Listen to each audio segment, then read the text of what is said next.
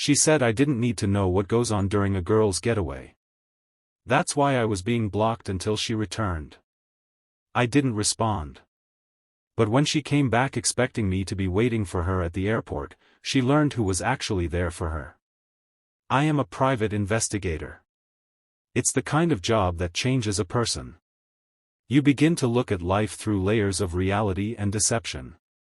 You judge people not by what they tell you, but by what their behavior reveals. And more importantly, by what they try to conceal. My girlfriend of 3 years, Emily, always claimed my work made me too suspicious. The truth is, my work didn't make me suspicious enough. What we had, or what I thought we had, was supposed to be my one refuge from the world I work in. It was the only place I didn't feel the need to look for hidden motives or masked intentions. We were a team. We lived in my home, a place I had bought with more than 10 years of long nights and dangerous cases. We had mutual plans, a shared routine. I trusted her. In the line of work I do, trust is the rarest commodity, and I had given all of mine to her. Things unraveled, as they often do, because of a trip. A 5-day girls' vacation to Las Vegas with her 3 closest friends. There was Nadia, the dominant one, twice divorced and always chasing thrills. There was Lila, the imitation artist, who simply echoed whatever Nadia did. And then there was Maya, quiet, observant, always calculating even when silent. I never liked them. They were noisy, shallow, and treated Emily like some trophy, constantly reminding her of the kind of wild past she had before she settled down with a supposedly dull, stable man like me. Just a few days before the trip, I was helping Emily pack. I asked her for her flight details and the name of the hotel, in case anything came up. She looked at me, her eyes suddenly cold and firm. "You don't need that information," she said. I was caught off guard. "What are you talking about? I just want to know where you'll be." She folded her arms, her voice turning sharp and dismissive. "It's a girl's trip, Daniel. The whole point is to get away from everything, including you. You don't need to know what goes on during a girl's trip. That's why you're blocked until I get back." I simply looked at her. Blocked. She wasn't merely asking for privacy. She was announcing a 5-day blackout. Drawing a line between her life and our life. I didn't react. I didn't shout. I didn't debate. In my field, when someone puts up a wall, you don't try to tear it down. You quietly go around it. My instincts, trained to catch every angle, switched on. The boyfriend disappeared. The investigator just clocked in. "All right," I said calmly. "I understand. Have a wonderful trip." Her confident, stubborn look faltered for a split second, replaced with uncertainty. She had anticipated a confrontation. She was looking for one. A fight would have made her feel justified. My peaceful response left her with nothing to resist. She left the next morning. I drove her to the airport. She was upbeat, excited, already in vacation spirit. As she stepped out of the car, she leaned over to kiss me. "Don't miss me too much," she said with a sly smile. "I'll call you when I land and let you know I'm unblocking you." "I won't," I replied. She chuckled, assuming I was joking. I watched her walk into the terminal, wheeling her luggage behind her. Then I drove off. I didn't go back home. I went straight to my office. The investigation had already started. She imagined she was heading into 5 days of radio silence. She didn't realize I was about to expose everything she thought she'd hidden. She expected me to be there at the airport waiting when she returned. In a sense, she was right. I wouldn't be there. But she was about to learn who was truly waiting. Update 1. It's been a week since Emily left for her girls' getaway. For her, it's been a week full of parties, pictures, and hidden agendas. For me, it's been a week of calm, precise investigation. The kind I've mastered. The first thing I did after arriving at my office was simple. I ran the license plate on the car that picked up her 3 friends that morning. Nadia had posted a photo of all 4 of them standing outside her house, ready to leave. In the background was a luxury SUV. The plate came back registered to a man named Adam Clark. A quick search showed that Adam Clark was a senior partner at a major finance firm in the city, and married, with 2 children. Interesting. Emily had told me they were flying a budget airline. A quick review of Las Vegas flight manifests that day told a different story. There were no commercial tickets under her or her friends' names. But there was a private jet owned by Adam Clark's firm that filed a flight plan from our city to Las Vegas that morning. The passenger list wasn't public, but I didn't need to see it. Things were already coming into focus. Her blocking me wasn't a hindrance, it was proof of dishonesty. She believed it would blind me. Instead, it freed me from pretending to be the trusting boyfriend. Her friends weren't cautious. They were careless. Lila, in particular, had a public social profile. She was overflowing with information. Throughout the week, she posted endless pictures and videos. All staged to appear like an innocent girl's getaway. Photos of the 4 of them holding drinks by the pool. A video of them dancing in a club. A selfie in front of a well-known casino. But novices always slip up. In the reflection of Lila's sunglasses in one selfie, I could clearly see the silhouette of a man relaxing across from them in a cabana. In the background of a club video, I spotted Nadia laughing and leaning close to a man who was definitely not her ex-husband. The biggest mistake was a photo Maya posted. It was a group picture of the 4 of them at an upscale dinner. In the background hung a very recognizable piece of art. A large abstract painting. A reverse image search took me less than 5 minutes.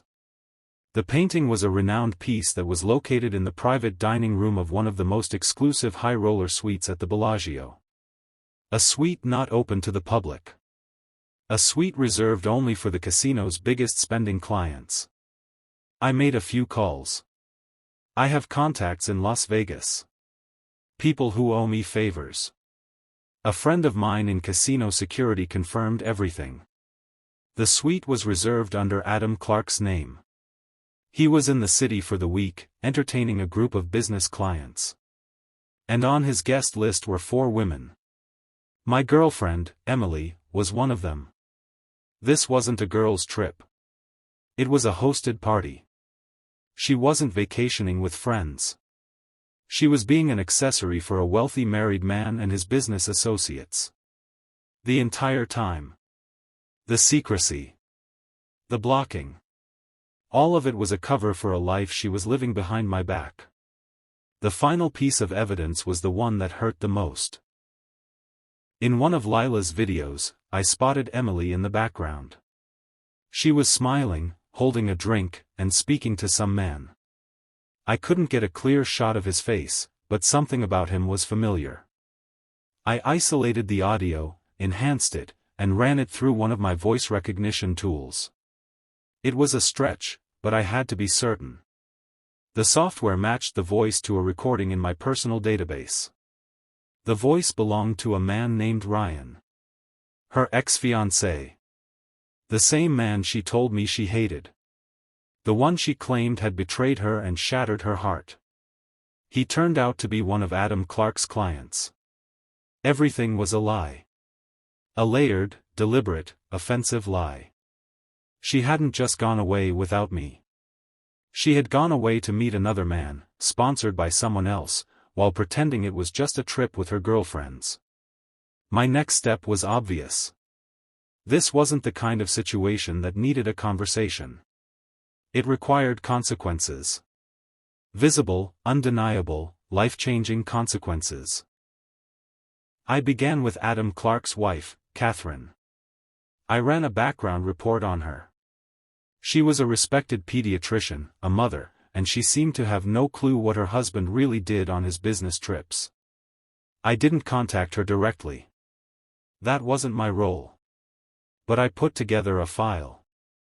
A clean, digital dossier including the private jet flight log, the suite registration, and the social media photos showing her husband with Nadia.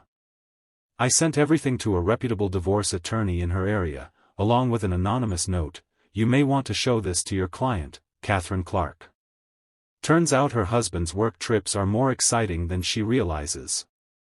Next was Ryan, the ex-fiancé. He worked as a real estate developer.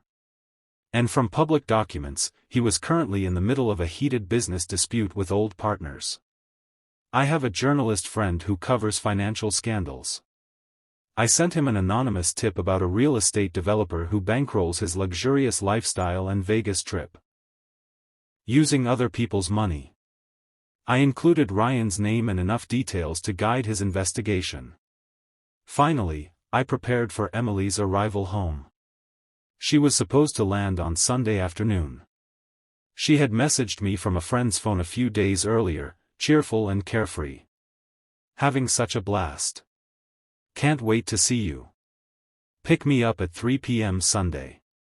I'll unblock you when I get on the plane." I replied with a short, "Sure." She assumed I'd be there. She imagined a smile, a hug, and a calm drive home where she'd offer me a polished, half-true version of her stories. She had no clue what awaited her. I found the one person who deserved to be at that airport more than I did. It took me 2 full days of digging, but I located her. The live-in girlfriend of Ryan. Her name was Rachel. She was a school teacher and had no idea her boyfriend was in Las Vegas. He had told her he was at a wellness retreat in Arizona with no cell service. I called her. It was one of the most difficult calls I've ever made. I told her who I was and what I had uncovered. I sent her the proof, the audio, the photographs, the luxurious suite information.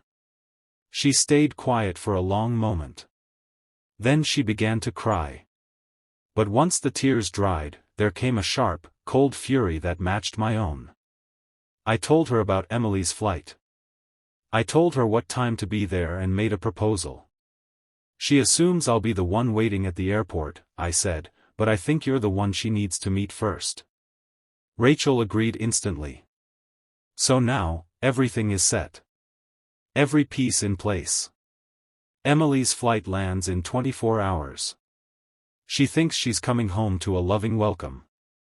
She has no idea she's walking straight into her own update too. The last few days have been more chaotic, and more satisfying, than anything I could have planned. The airport scene wasn't just a confrontation, it was an explosion. And I was the one who lit the fuse. I was miles away. I wasn't at the airport on Sunday. Instead, I was at home, watching everything unfold through a live feed set up by a private security contractor I hired. He was pretending to be a limo driver, holding up a sign with a fake name, while his phone camera streamed everything right to my screen. Emily's flight landed right on schedule. I watched as she and her 3 friends stepped into the baggage carousel area. They were bronzed, laughing, arms loaded with shopping bags. Emily was on her phone, grinning widely. She was likely texting me, thinking I was somewhere waiting outside. As they walked through the terminal doors into arrivals, there she was, Rachel. She stood there calm and steady, holding a large, professionally printed poster. On the board was a crystal-clear, high-res photo I had managed to get from my contact at the casino. It was a picture of Emily and Ryan sitting together at a blackjack table in the high roller lounge, his arm resting possessively around her shoulders. Emily saw Rachel first. Her smile vanished. The color drained from her face. She stopped dead where she stood. Her friends, still chatting and laughing, bumped right into her. They followed her frozen stare to Rachel, and then to the poster she held in her hands. The laughter vanished. Rachel didn't shout. She didn't cause a scene. She simply stood there, allowing the picture to speak for itself. The arrivals area of a busy airport is usually full of noise, but a bubble of silence and tension formed around them. People were watching, stopping, pulling out their phones. Emily tried to play it off. She started to walk away, pretending she didn't recognize Rachel. But Rachel was ready. She stepped forward, her tone calm and clear, loud enough for everyone nearby to hear. "Ryan sends his regards," she said evenly. "He couldn't be here to greet you himself. He's a little preoccupied explaining this photo to me." Emily's friends looked at her, their expressions shifting from disbelief to horror. They had all been part of the lie, and now they were standing in the fallout. At that precise moment, a man in a sharp suit stepped toward them. He was a process server hired by me. He walked right up to Emily. "Emily Reed?" he asked, his voice formal and firm. She nodded, stunned. "You've been served," he said, handing her a thick envelope of legal paperwork. Inside it was a formal eviction notice. She had 30 days to collect her belongings from my property. Also included was a restraining order, forbidding her from contacting me or coming within 500 feet of my residence or business. The public embarrassment, combined with those documents, was too much for her. Emily just collapsed. She dropped her bags, buried her face in her hands, and began to cry. Her friends didn't stay. They grabbed their own luggage and rushed off, disappearing into the crowd like rats fleeing a sinking ship. They wanted no part in the disaster they helped create. My contractor's camera caught everything. The confident woman who had blocked me out of her world for 5 days was now sitting on an airport floor, surrounded by shopping bags and completely destroyed. The aftermath has been rapid and merciless. Adam Clark's wife, Catherine, wasted no time. The day after the file reached her lawyer, she filed for divorce. I hear she also moved a large portion of their shared assets into a trust for their children, a clause her prenup allowed in cases of infidelity. Adam is now facing a brutal, expensive, and very public divorce. His company is reportedly reconsidering his position. Their family-friendly image doesn't align with this scandal. Nadia, the leader of the friend group, was listed in the divorce filings. Ryan, the ex-fiancé, is in serious trouble as well. The journalist I contacted published a damaging exposé on his business schemes. His former partners are suing him, and his name is in ruins. Rachel has left him and, with my help, is preparing legal action against him for financial damages. And Emily? Her life is a smoldering wreck. She has no partner, no home, and her friends are gone. She had to call her parents to pick her up from the airport. I can only imagine that conversation. She's currently living in their spare room, a 30-year-old starting from nothing. She has tried to reach me, of course. Burner phones, alternate emails, all ignored. My attorney has sent her a cease and desist, reminding her of the restraining order. Her friends have tried contacting me too, with weak excuses and half-hearted apologies. They claim they didn't know what was really happening, that Emily deceived them too. I haven't replied. They're irrelevant now. I spent the week after her return removing her from my life entirely. A moving company boxed up her belongings and delivered them to her parents' address. I changed my phone number. I wiped my social media.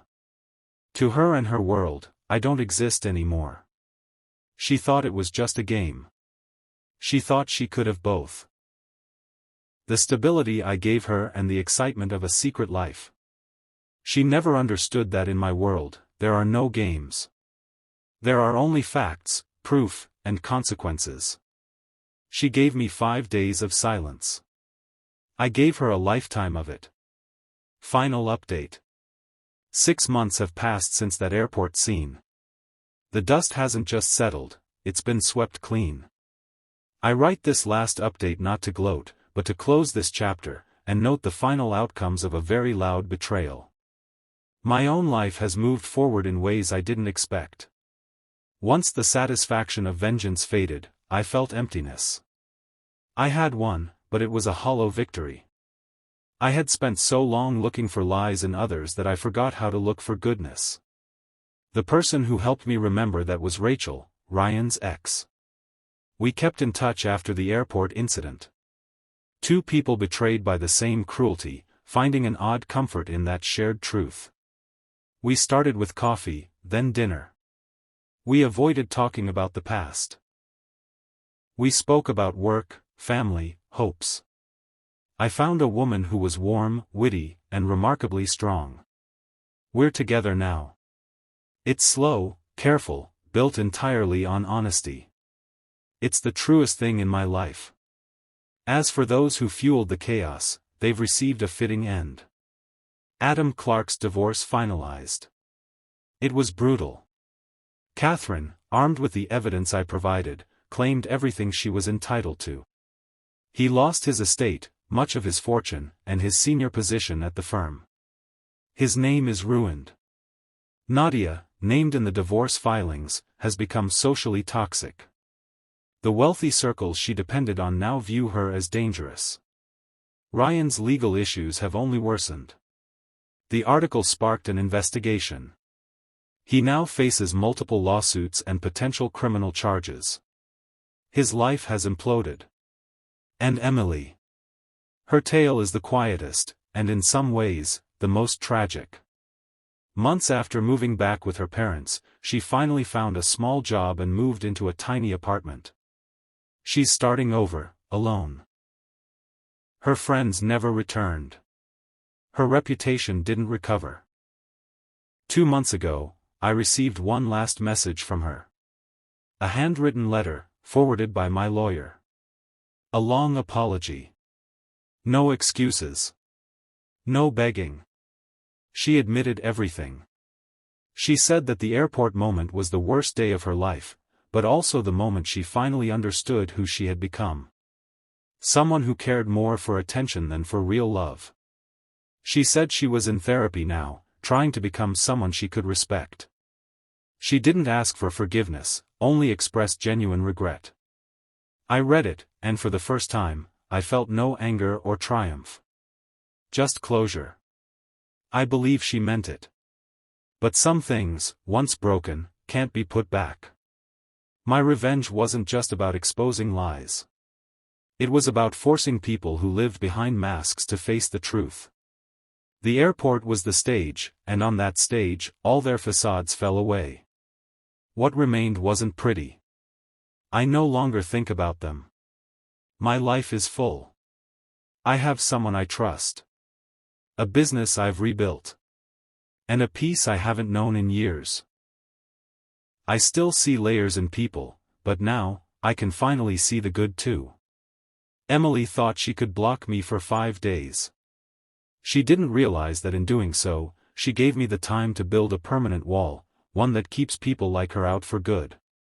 And behind that wall, everything is quiet, safe, and real.